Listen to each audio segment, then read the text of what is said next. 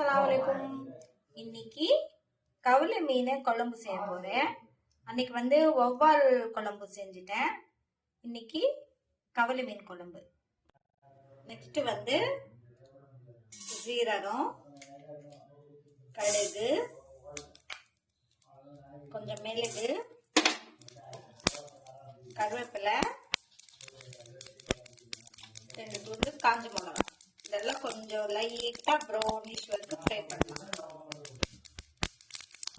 கொஞ்சம் வெந்தயம் எல்லாமே சேர்த்து லைட்டா ப்ரௌனிஷ் வரைக்கும் ஃப்ரை பண்ணலாம். அப்புறம் தேங்காய் போடலாம் மிக்ஸி ஜாரில். இப்போ நெக்ஸ்ட் இது ஃப்ரை பண்ணது எல்லாமே இதில் போடலாம்.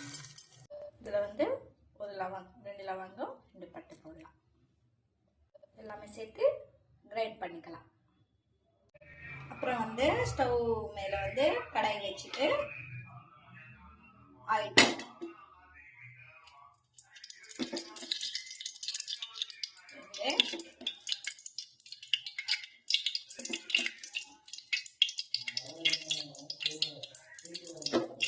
போட்டு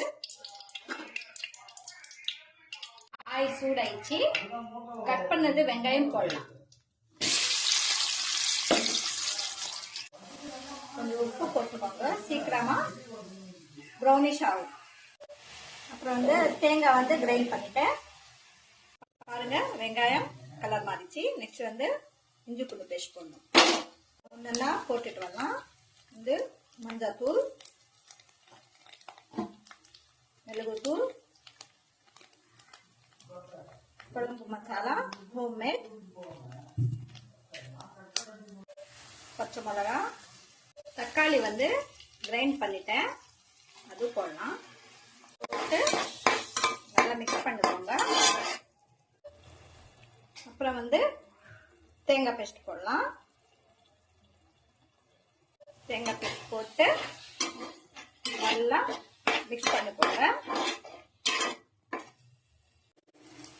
நல்லா மிக்ஸ் பண்ணிட்டு பச்சை வாசனை போட்டு மிக்ஸ் பண்ணணும். நெக்ஸ்ட் புளி சாதம். அப்புறம் தண்ணி போட்டுக்கோங்க. உப்பு, காரம், புளி பார்த்துக்கோங்க. உப்பு கொஞ்சம் கம்மியா இருக்கு, மறுபடியும் போட்டேன். தண்ணி போட்டு மிக்ஸ் பண்ணிட்டேன், உப்பு கூட போட்டேன். இப்போ கொத்தமல்லி போட்டுக்கோங்க. நல்லா கொதிக்க அப்புறமா மீன் போடலாம். இப்ப மூடி எடுத்துட்டு பார்க்கலாம். பாருங்க, கொதிக்குது. இப்ப மீன் போடலாம். ஒன்னா மீன் போட்டு